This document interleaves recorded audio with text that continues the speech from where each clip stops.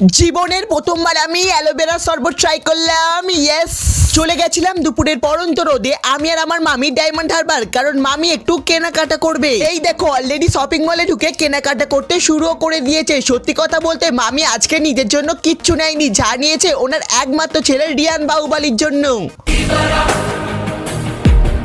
যাই হোক, এরপর আমার চোখ গেল এই টিফিন বক্সটার দিকে। নেবো ভাবছিলাম, কিন্তু এর দাম ছিল অনেক বেশি, তাই চলে এলাম রেস্টুরেন্টে খাবার অর্ডার দেওয়ার জন্য।